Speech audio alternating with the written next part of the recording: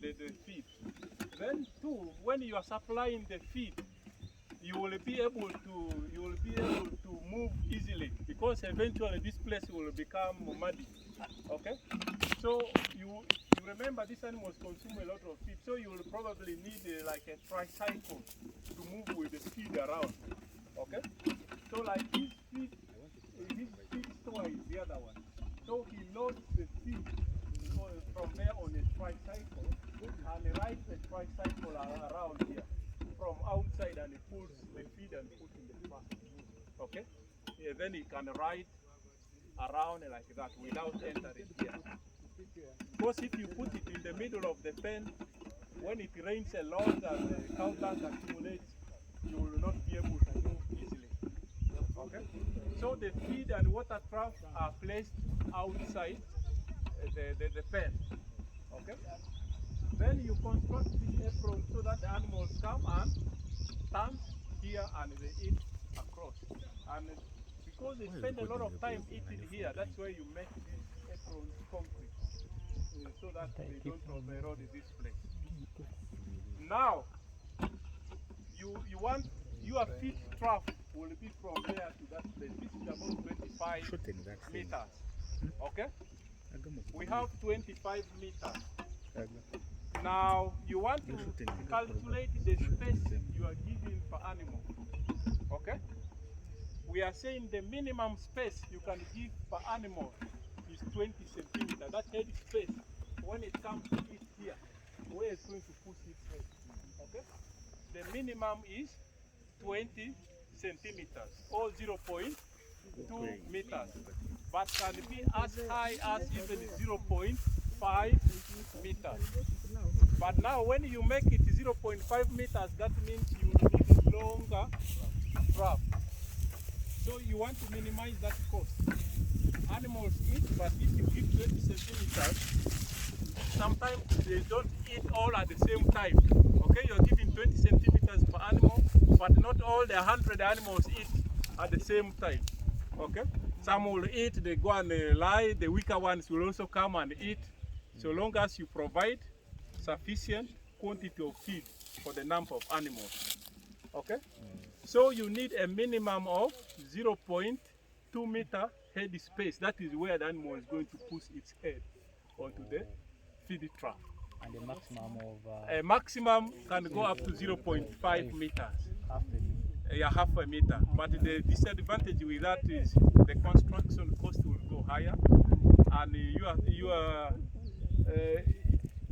the construction cost will be higher. Of course, it will minimize competition for feed, but the cost of construction will be too high, and the land may not even be sufficient, especially if you are very urban. Even the business aspect, yes. You talked about weak animals. Yeah. Is there any special treatment, maybe 2 cubicles, I don't know, so that it is because they can eat all their food? No, what you do is you have to quantify, you have to provide enough feed for all the animals. Okay? The competition becomes too stiff if you provide insufficient quantities of feed, in which case the stronger ones will push off the weak ones and they will eat all the feed for them. But if you calculate that on a dry matter, on a dry basis, if an animal eats, let's say 3% of its body weight, okay? So if you have, let's say, steers of... Doctor, yes, please. those things of saying 3% body weight, what do you mean? Okay, let's take this. When an animal is 300 kilograms, okay? When an animal is 300 kilograms, 3% means 3 out of 100 times 300. Okay, that body weight. So that will be 9 kilograms. Now there we understand. Yeah, so a dry matter, yes. So you have must also convert it into...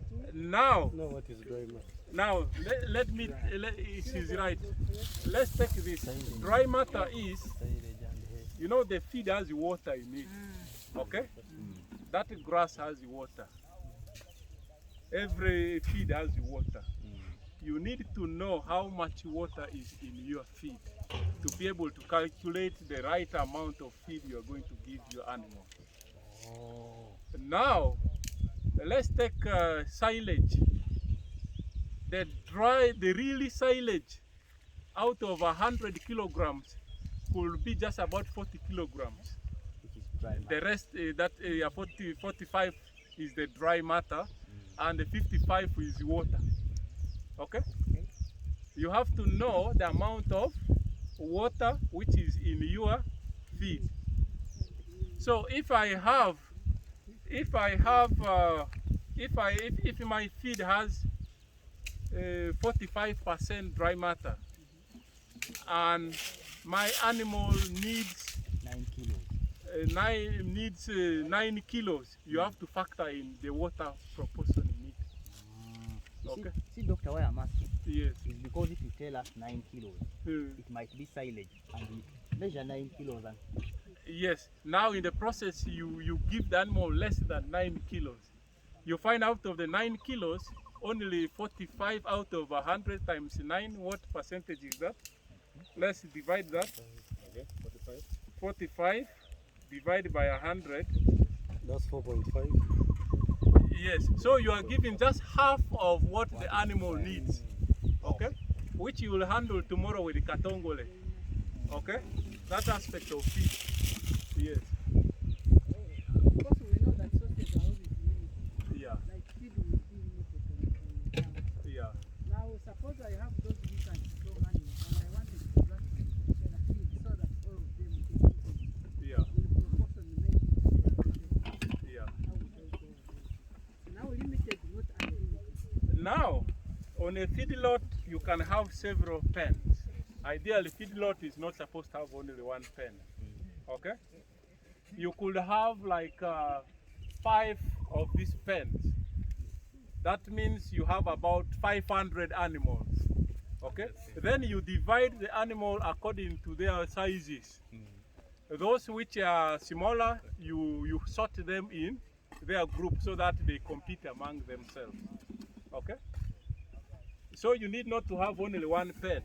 But here for demonstration we are having one pen. Now I was telling you the dimension depends on the space, head space you are giving at the feed trough. So now here we have planned to give a head space of about 25 centimeters. Okay? That's why this is 25 meters. Okay? Now this 25 meters is sufficient for 100 heads. Okay? It's sufficient for 100 heads. 25 centimeters and that's how does it? 25 centimeters. No. Madam George. This is Let her end. yeah, let me see. Madam George. This is in the meters, but we can get the centimeters Yeah, here. behind. 25 is this space. so how, the cow which has this ankle horn, how will it? Even that Borani is the big head. Now this is what we are saying, the minimum space. These animals do not eat. We are not going to put partitions here. Okay? We have this land. It's accessible to every animal. But you divide that length per the head of animal. You're not going to put small partitions here. Where it has now solved all other problems. Okay, now you have understood. It has answered other 2 more questions. Because as a farmer, you have more important sources of partition. As far as No, you don't need to partition. In a feedlot, it's for dairy where you partition those cubicles. There will be no cubicles here. This space will just be open, plus a roof here to cover the feed in case there is water. But all the animals can come and stand and push their head and eat. Bigger ones that will stop others from eating. Yeah, so long as the feed is sufficient, you have calculated for all the 100 animals. They will fight, others will be displaced. But after getting satisfied, these ones will go and lie down. And another one will come and eat. Provided you They are not eating at the same time. Okay? Yes. when you are constructing this, how Yes. many shifts of feeding do I expect? If it is feeding time, animals have come and fed, Yeah.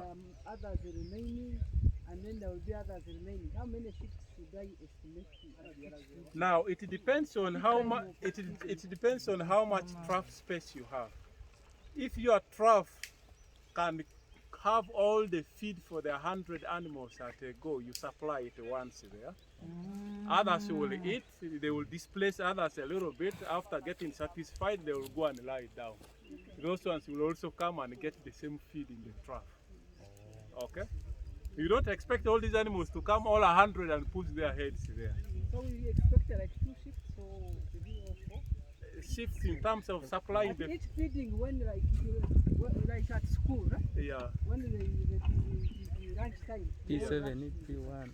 Yes. Now for these ones, they are also rushing to their captivity. But remember, you might be feeding, there are limited times you feed in a day. Yes.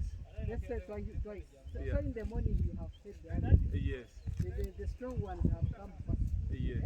They have eaten the When they have come, then the others will follow on.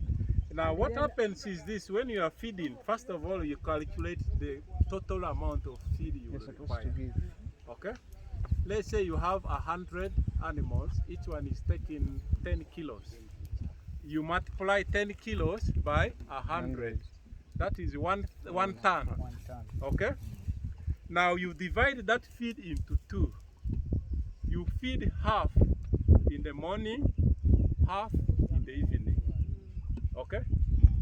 Yeah, you divide that feed into 2. You give half in the morning, half in the evening. But all animals will have time to eat. One animal will not eat more than what it can take in a day. They will not double. It will not double. Yes. Building on to her question. Yes. What if I want to put, I've calculated what is supposed to eat the whole day, Yes. 1 ton, and I have the feed trough capacity. Yes. I put that whole 1 ton, and I go and do other things. Now you could put that, but you remember now things like silage.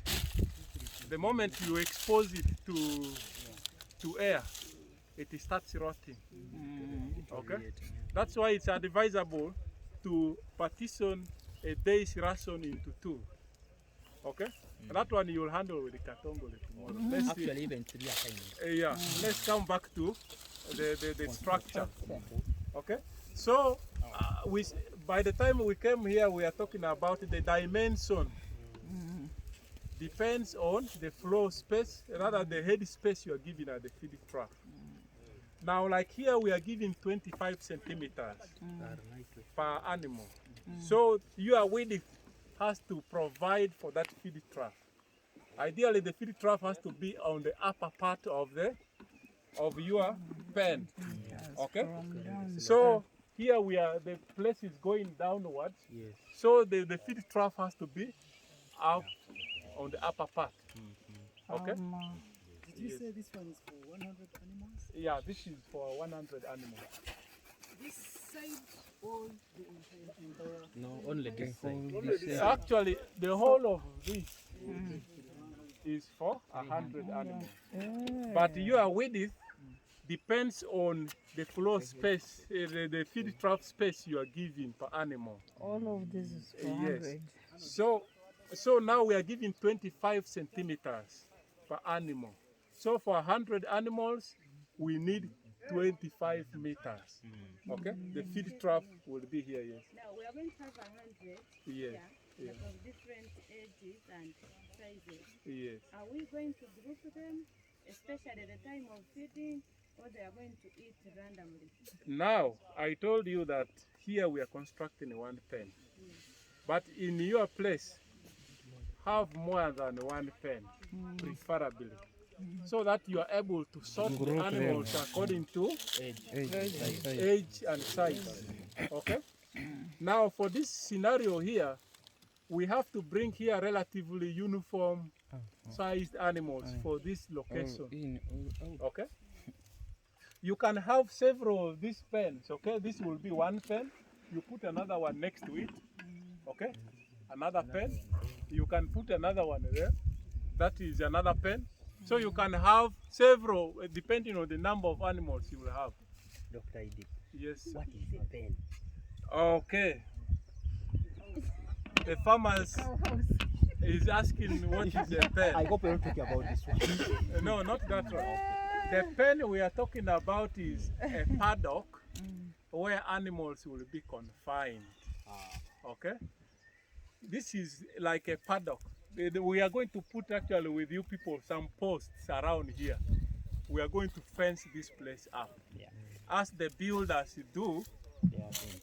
and they leave space here for posts for this other place, okay? So a pen is just a paddock where the animals will be confined during the feedlotting period, okay? So now your paddock, the width has to be determined by the floor space you will give at the feeding trough, because the feeding trough has to be at the upper part. If you are giving 25 centimeters per animal, you calculate, it's okay, 25 meters for 100 animals. Now we calculated that you needed 570 meters square for the 100 animals. Now you determine the depth, okay, to find to arrive at the 570. Yes. So you divide now 570 by 25 will give you the length you will require for your paddock. That's what we want to do, I believe. Yes, that's what we're going to do. Can you calculate that? Yes, using calculator. Okay. I believe everyone needs to calculate this. Everyone You have 500, 570. Okay, you divide that by 25 by the width where you are feeding trough will be. Okay, so down from this side you need just about 23 meters. And That space will be enough. 23 meters down, Yes, 25 right here. yes, Okay. yes. But now here, because there is too much rainfall in Buganda, we want to give them a little bit larger space because we are not going to pave this place. Now, if you are going to pave, that space will be sufficient. Okay? But if you're not going to pave, you need to give a bigger space. Okay? So we have extended this thing down that side by about 30 meters. what do you mean by paving? Put in pavement, Or concrete. concrete. No. Yes. I thought they were shaped. No. The concrete. We are not going to put concrete on this other side of the place. This will be soil. So you need a bigger space. Okay? Now the 5.7 the doctor has given you required you to put some concrete down here. Okay? Such that you can clean easily when the sink is dirty and all that. But we are not going to put concrete down here. It will be soil. So you need to give it a bigger space here. Yes, doctor says since Uganda is rainy and we're not going to put pavements here, we have decided to make this 30, Yeah. but it can't reach. Considering that from here to there is 25, Yeah. maybe if they're We still are going to slash that grass. My length meter because Yeah. That these certified bulls or whatever can come and lie spaces here, On the interrupting the others to come and Yeah, that is a possibility. That's why we are giving a bigger space. Okay? Yes. Are you eventually going to go back to that place where you were? Yeah, this one will be compacted. Yeah, it doesn't need to be just soil like it. It has to be compacted for easy cleaning and yes. Are we putting the shade on top? The shade will only be here where they're going to feed. Then the rest of The rest of this will be open. can Yeah, just a paddock. Okay? There will be, take it that there will be a roof here. Only where they are going to eat. Okay?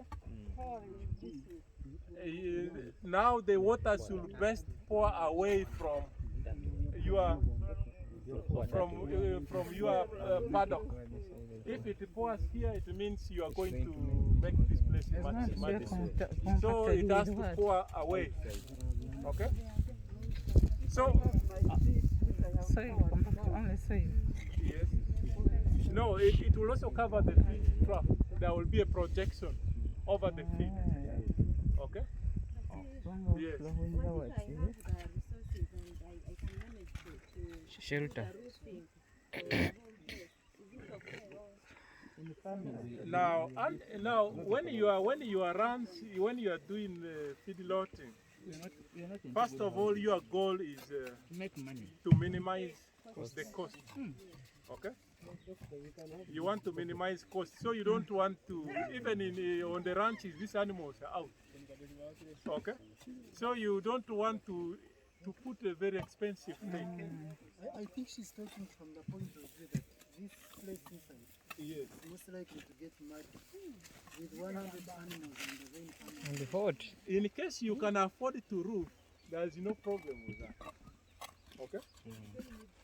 But it will not be exemplary to an ordinary Ugandan who is starting a feedlot.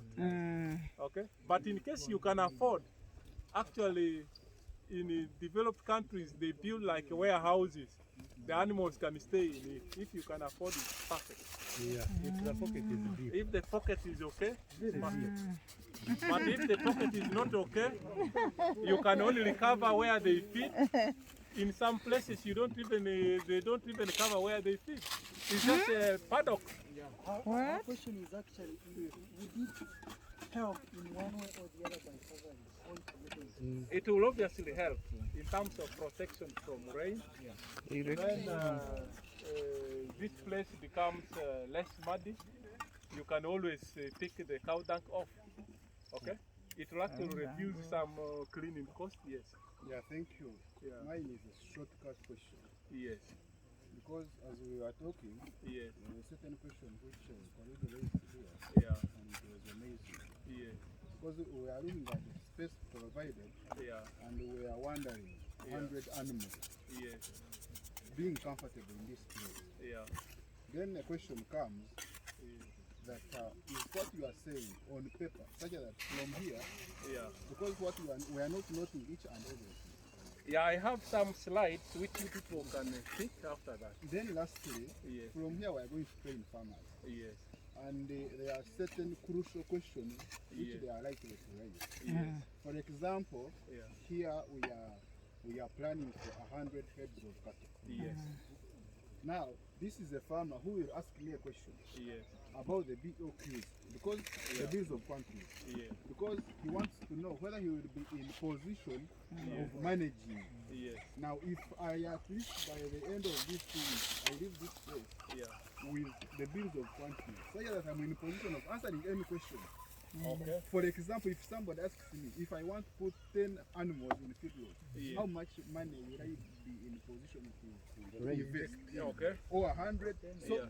if we can also get such an example Yes. of BOQs, it will help us to Ah, go okay. and be tell able the to answer farm- such questions. that is we are perfect. raising. Yes. Yeah, that's okay. That's taken. We will see into it that we have put such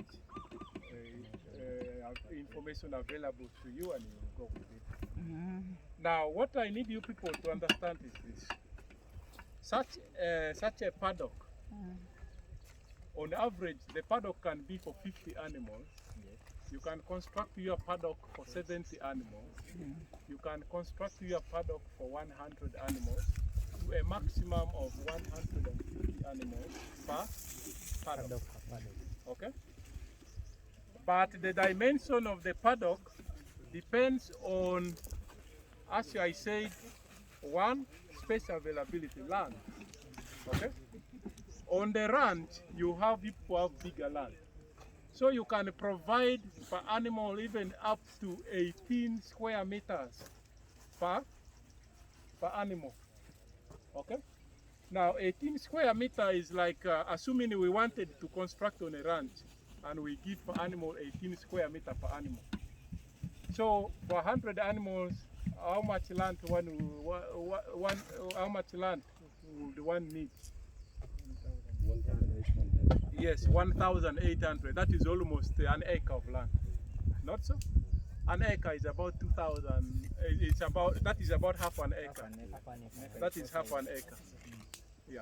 So on the outside there, you can afford to give out half an acre to 100 animals. But when you come to Wachiso, you may not have half an acre to give only to 100 animals. That's why the dimensions here is a little bit confined, okay? What I would like you to understand is, based on your land resources, if your land is very tight, like in peri-urban Kampala, you need to minimize the space because you cannot afford big pieces of land to give to these animals. That's why here we are taking what doctor has given you. He gave you even as little as 3.5 square meters per animal. Okay? 3.5 to 5.7. We are taking the higher side, which is 5.7. Now, that dimension needs this floor to be compacted properly. If you don't compact, within few days, these animals will be in cow dung as high as this. And once they in cow dung as high as this, feeding reduces. Just about 4 inches of cow dung accumulating on this floor reduces eating by about 10%. By 10%? Yes, because this animal cannot walk properly. Okay? One of you was saying it spends a lot of energy, even the little it eats, that energy goes into walking in that mud. Okay? So you need to minimize that. Where the space is very limited, you need to compact this place properly, and preferably if you can afford paving. How about resting? Can they rest in that inch of cow dung? Of course, when the cow dung accumulates, the animals will even not lie down. They will stand. That means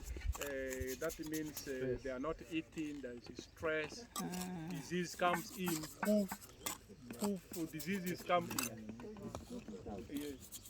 What is looking at the area outside this camp? I'm wondering how these animals will exercise.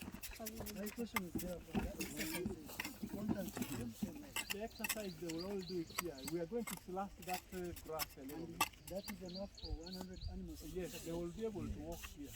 You don't want them to overwalk, because the more they walk, that means more energy. They do a lot of gym. Activity other than meat. Okay? Doctor, water. Yes. Water. Now, the water points we can put it by the side. Okay? It has also preferably to be outside. Okay? Here we have a feed trough. We can even put the water on this side and on the other side. Okay? Not outside. You can put it out, preferably outside is better, so that they don't contaminate. Okay? And another question, Doctor.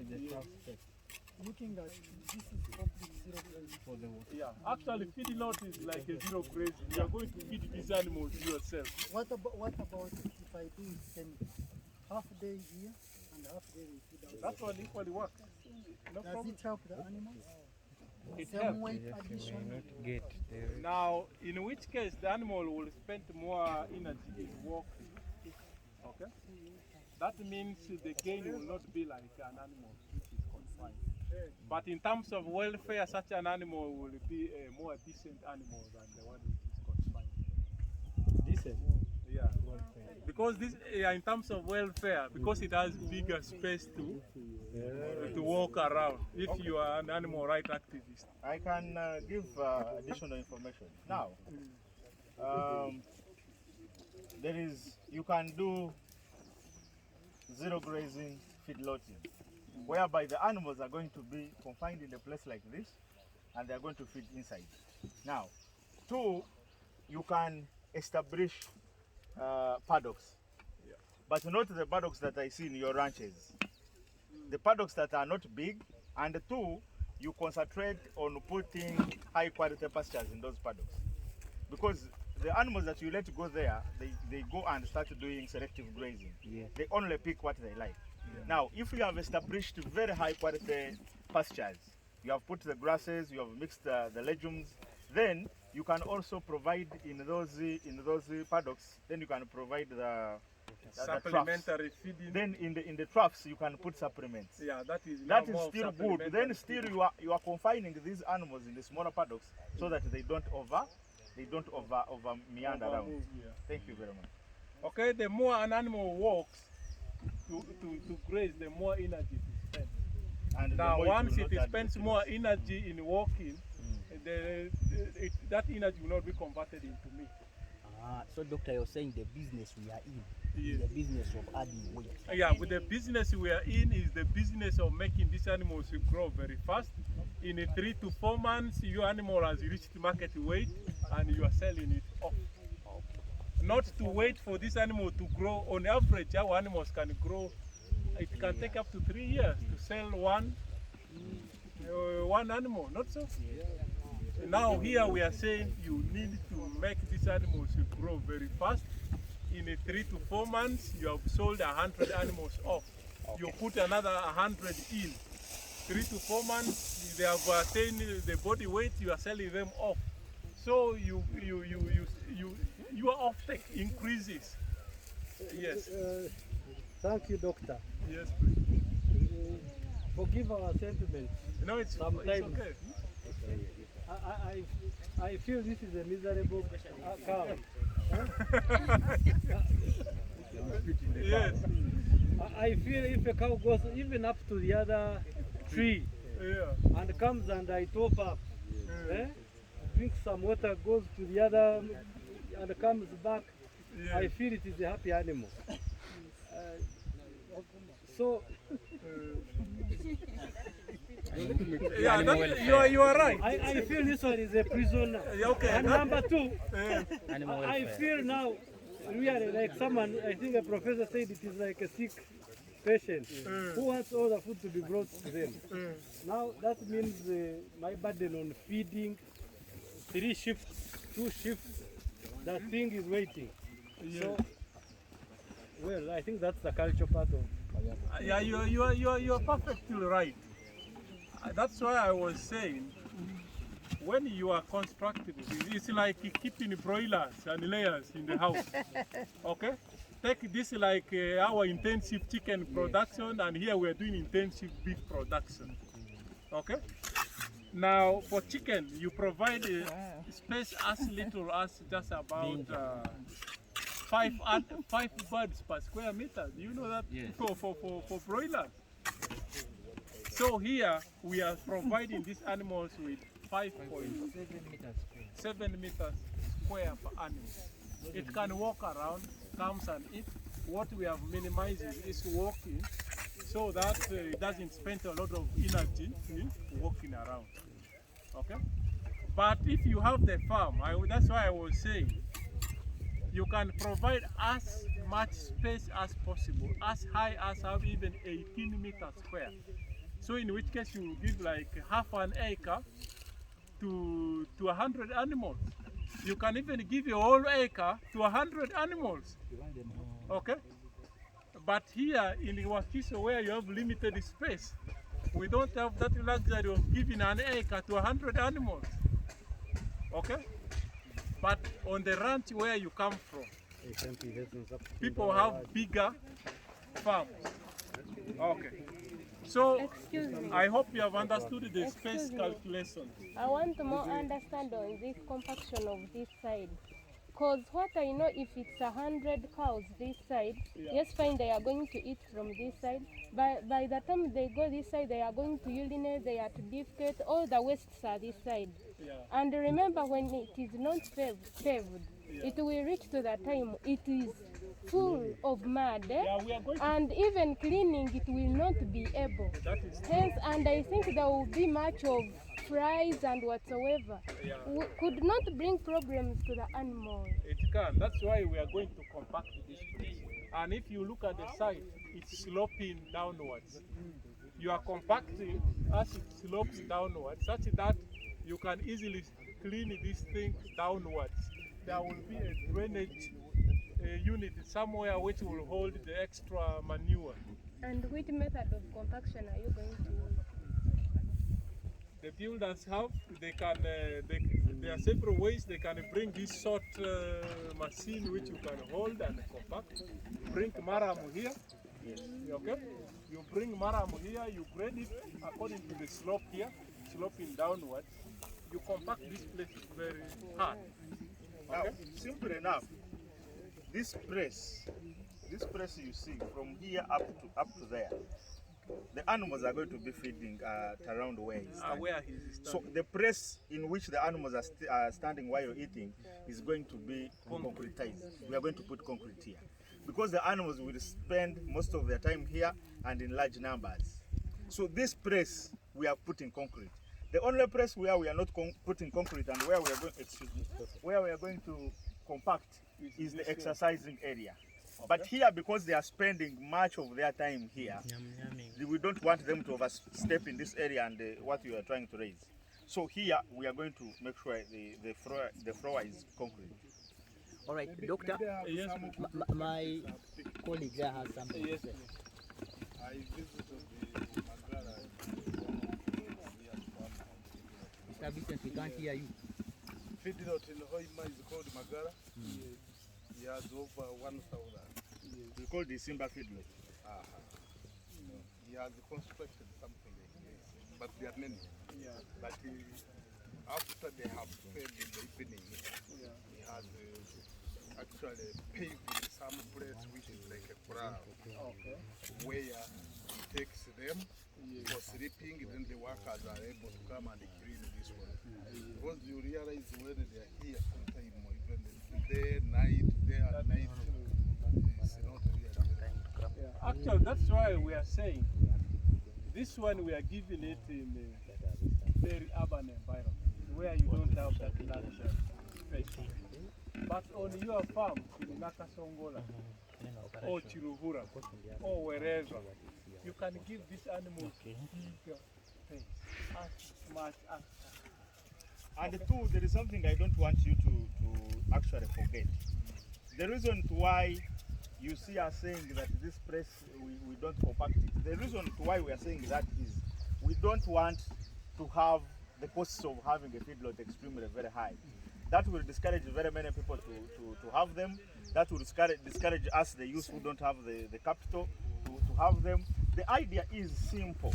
If I'm a youth and I can get 10 bulls, what can I do to have those 10 bulls in one place? I don't have a grazing land. Are you getting my point? I don't have big land. The issue, we are also, you know, when you have moved, you have seen so many feedlots on big farms.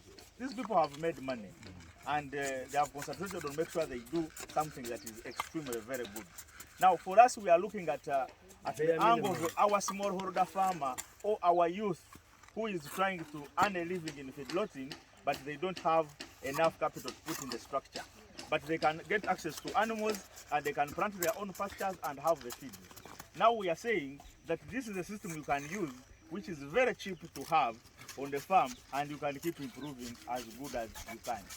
You get the point? I agree with you. Thank you very much. Thank you very much, because one of the reasons, one of my worries on this project was we got a grant of a certain size that not every farmer would be able to access. So I was wondering, now if I'm going to tell farmers to do this, they will think they need that amount of money. Yeah.